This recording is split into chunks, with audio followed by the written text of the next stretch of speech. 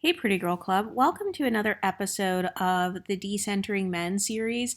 In this episode, I want to talk about the concept of decentering your parents before you decenter men. So, this idea actually came from Priscilla Boyd's channel. She has a Decentering Men channel that I watch all the time.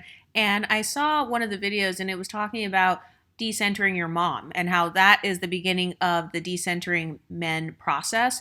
So, for me, I've noticed that I have actually had to decenter both my mother and father because my parents, they're actually still married. They've been married and together for my whole life and stuff.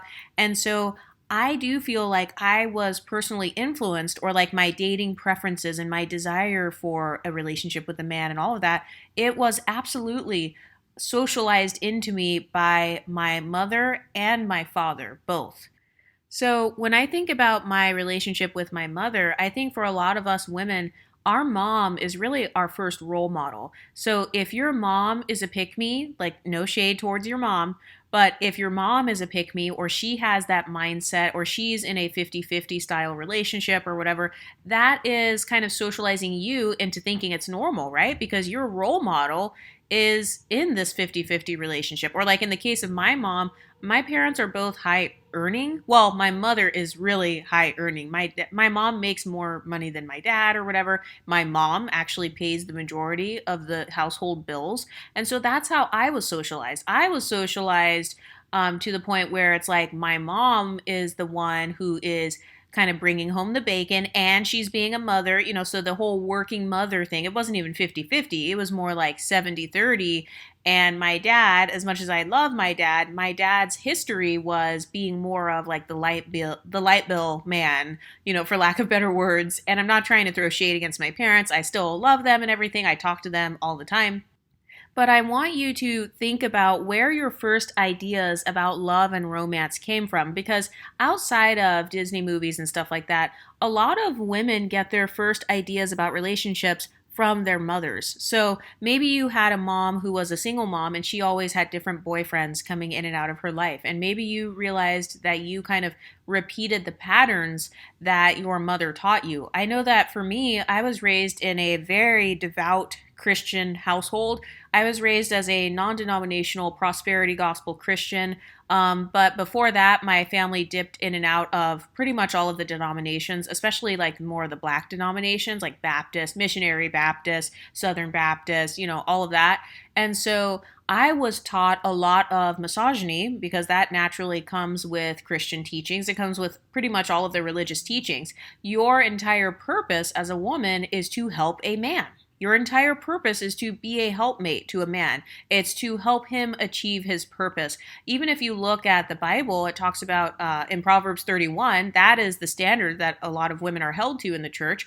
The Proverbs 31 woman is actually, she is known for being a servant to her husband. She is known for being a boss lady because, she has maids and people that she is delegating tasks to. So she's kind of a working wife and mother. So that is really kind of the pinnacle of femininity in the Christian church. It's being the working wife and mother, but also like you're wholesome and you're a virgin. You stay a virgin until marriage.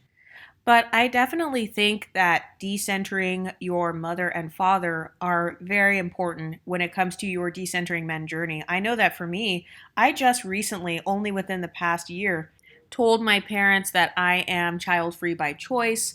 I've told them, like, don't like pressure me or try to ask me about marriage and stuff like that because my parents, they don't purposely try to pressure me into marriage, but I do feel like a lot of parents, especially if you come from a two-parent household or a pro marriage household, a pro relationship household, your parents are naturally going to say things like, oh, well, when you get a husband one day, so that's the type of stuff that my mom raised me on. She would say, oh, you want to clean your room so that when you get a husband one day, he can have a clean house. Oh, you need to learn how to cook so that one day when you get a husband, you can cook for him. So a lot of the domestic skills that my own mother taught me were rooted in a male-centered talking point. It was, you want to learn how to cook so you can cook for a man. You want to learn how to, change diapers and stuff. up like with my younger sister, I would change her diapers and stuff. So it's like you need to know how to change diapers so that when you get married and have kids, you are good at changing diapers. So a lot of the skills that mothers teach their daughters revolve around getting a man, or it revolves around the male gaze, or it revolves around snagging a husband. And I know that a lot of you guys, a lot of us, if you're a millennial and you were raised by a Generation X woman, like my parents are Gen X, no shade to Gen Xers, but I am a firm believer that the majority of Generation X women have been trained to be some of the biggest pick-me's. And I'm not saying it in a disrespectful way. I also feel like the same is true for most religious women as well. And this is not those women's fault. This is really just because think about women from Generation X. They didn't have as much access to the internet. They didn't really have as much access to online spaces where they could all come together, like thousands and millions of them, and say, hey, wait a minute. Our guys are all dusties. Wait a minute. Your boyfriend treated you like that too? Oh, he cheated on you? Oh, wow. He had a side chick and side babies?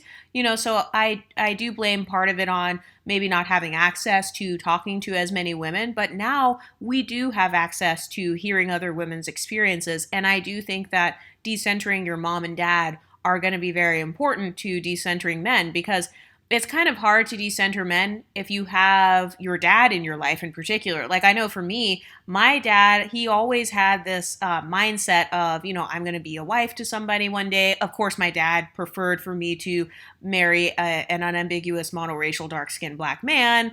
And, he would always, he wouldn't purposely say, you need to be with this. But anytime my dad would try to like kind of hook me up with a guy, first of all, that's cringy. Like, why is my dad trying to like advertise guys to me? But he would always try to advertise like an unambiguous black man, basically a man who looks like him.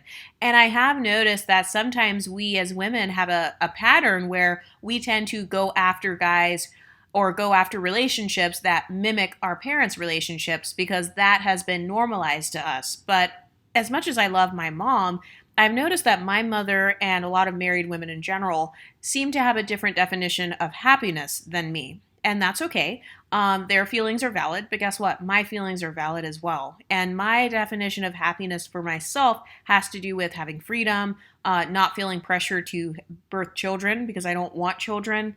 And I also don't have a desire to spend the rest of my life helping a man to fulfill his purpose. I want to spend the rest of my life 24/7, 365 working on my own level up journey, working on fulfilling my own purpose. And this is a part of why being child free is going to help me achieve that, because then I don't have to worry about like, I have to build my daughter's self-esteem or my son's self-esteem. I have to like manage their mental health and kind of process their emotions for them because they're just a child. But I do feel like decentering your parents is very important, because the relationship between your mother and father, that is often the first relationship that you witness as a child. That's like the first relationship you witness in real time. Or, whoever your mother chooses as far as her boyfriends that are kind of coming in and out of the house, or your mother's husband, your stepfather. Those relationships influence who you become as you get older.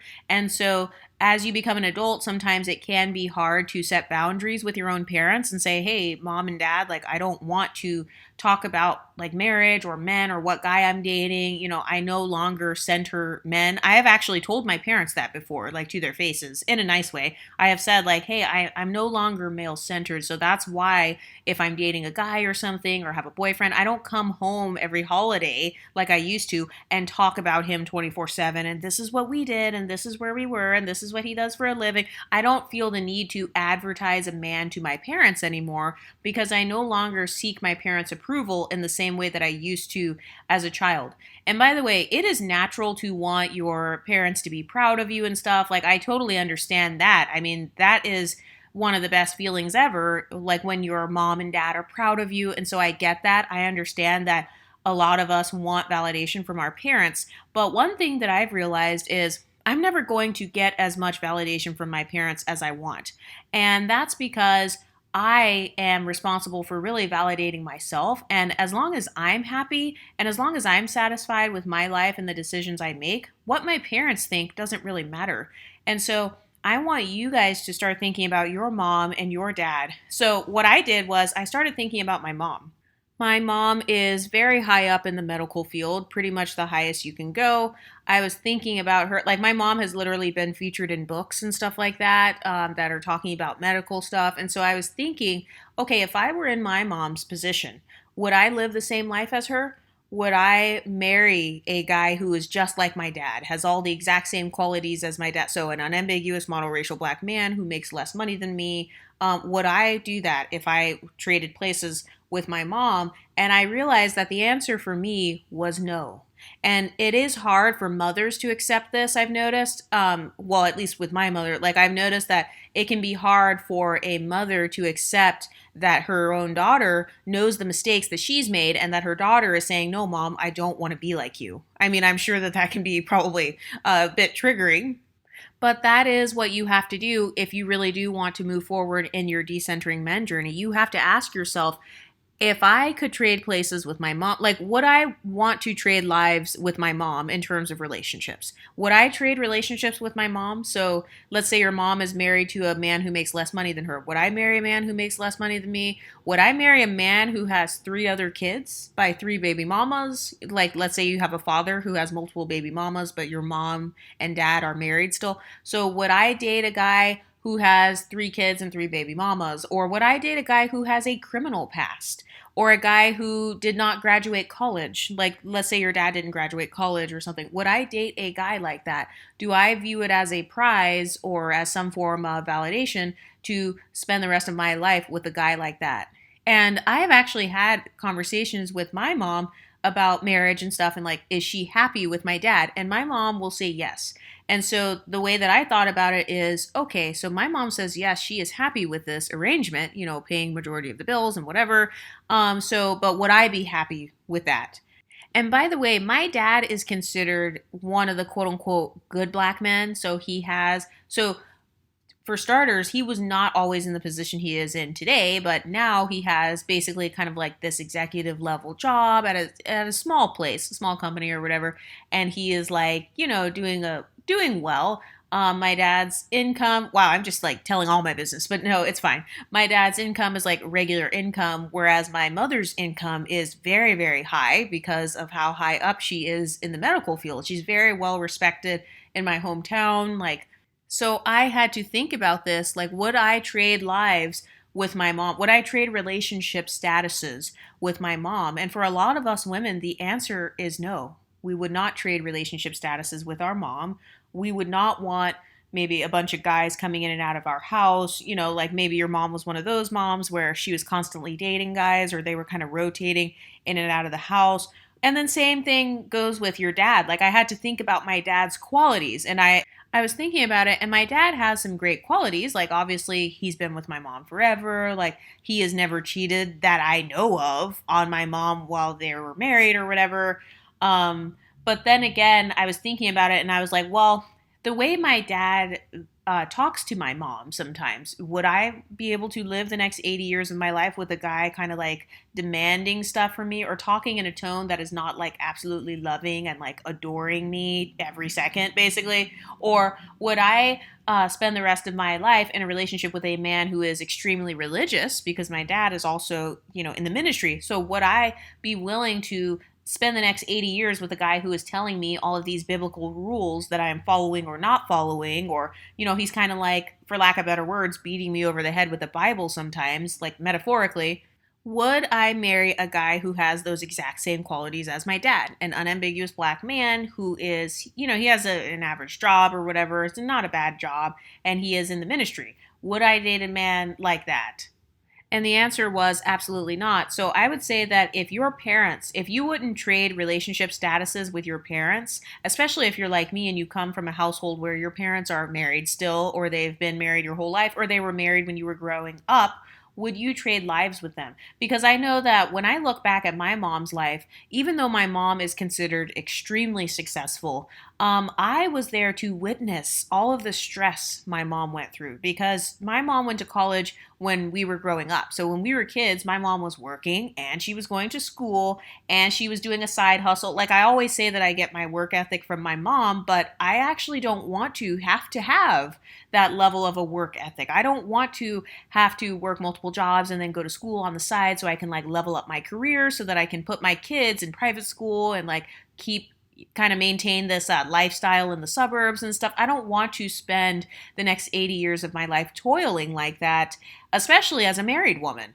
And I really do believe that a lot of married women are married single mothers. Unfortunately, that was definitely the case with my mom sometimes, where she was the main one, kind of the default parent, like how they say she was the default parent, and she was still leveling up and like kudos to her for still having the grit to be able to level up. But I don't want to spend the next decades of my life having to constantly multitask and having to constantly balance, being a wife, being a mother, being an employee, being a college student, trying to pay all these bills and also trying to maintain this lifestyle of kind of the white picket fence and trying to show others, hey, we made it because we have this big house and everything. So I saw the behind the scenes of what it took for my mom to get to where she is or for my parents to get to where they are. So from the outside, a lot of unmarried people or people who did not grow up in our household, they feel like, oh, wow, this is the perfect couple.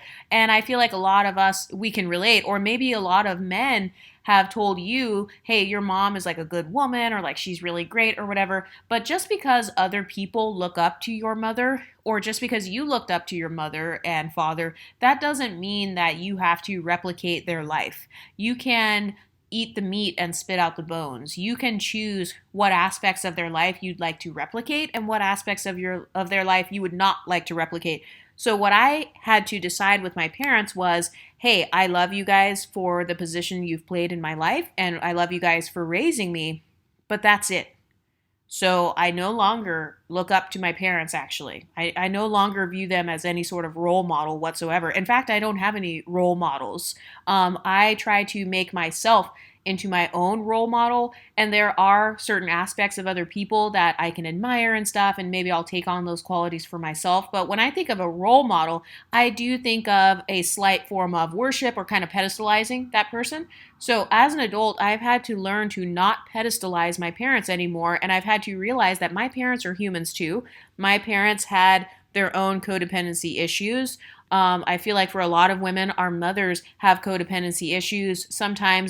Sometimes our fathers baby trapped our moms, and they tried to keep our moms in their lives by making our moms pregnant with us.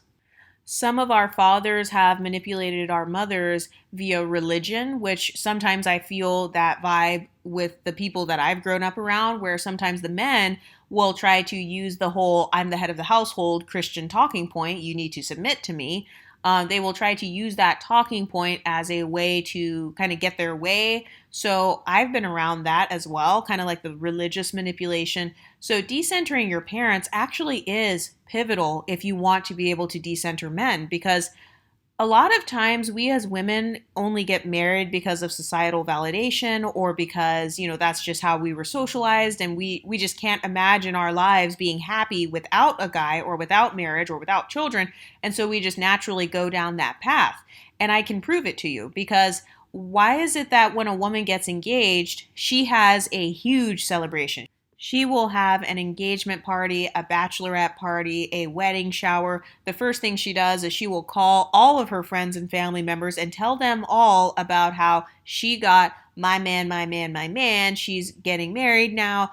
She'll post all over social media showing pictures of the ring and walk around showing off her hand. And, she'll get her nails done so that she can post her hand pictures online. And then she'll make it a big announcement. But why don't we as a society keep the same energy when a woman graduates college or when she starts her own business or when she gets a divorce and like breaks up with an abusive man or she gets out of a bad relationship? Why don't we have the same level of celebration in those areas? Why is it that we as a society only celebrate women when they are doing something that is in relation to a man? We have baby showers and stuff. Why? Because you are birthing a baby with a man. You're kind of fulfilling your womanly duties. Even some of the language they use in religious texts, such as be fruitful and multiply, and they're using these talking points as if your whole entire existence as a woman literally revolves around helping a man, submitting to a man, and birthing a man's children. And so For some of us, we do, well, actually, for all of us, we do need to decenter our parents if we want to decenter men, because if you come from a religious background, you've got those talking points that your parents are going to give you. If you come from a family where your mother was hypogamous or your mother was in a 50-50 relationship, and if your parents are Gen X, most likely your mom was hypogamous or they were in a 50-50 relationship, or the father abandoned her, most likely, especially if they were Generation X, your parents. But what do you ladies think? Do you feel like you should decenter your parents if you want to decenter men? Have you ever decentered your parents or had a conversation with them and told them, hey, stop asking me about marriage, stop asking me about relationships, or, stop trying to hook me up with a guy in my hometown because I'm not interested in that? What do you ladies think? Let me know in the comment section and I'll talk to you next time. Stay pretty, ladies.